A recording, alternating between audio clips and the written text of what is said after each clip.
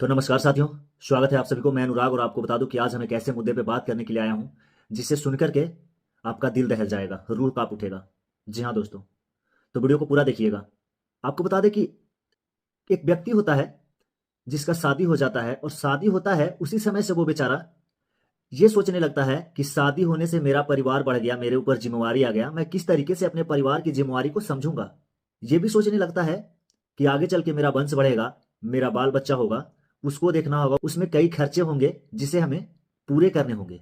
और बात करते हैं दोस्तों समाज की, तो ये समाज हमारा, जैसे ही एक व्यक्ति का शादी होता है तो समाज को ना बहुत ज्यादा उत्सुकता होता है कि जल्द से जल्द, जितना जल्द हो, इसका बच्चा हो।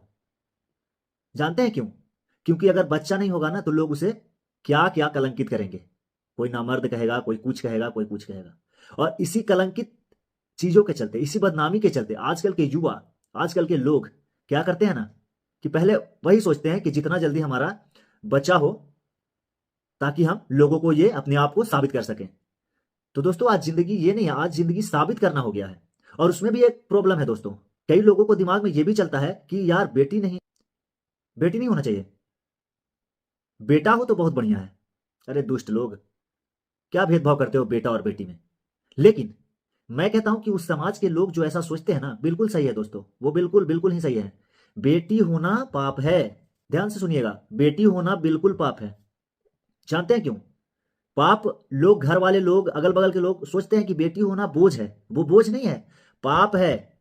और पाप कौन बनाता है? इस समाज के दुष्ट, इस समाज के पराक्रमी लोग।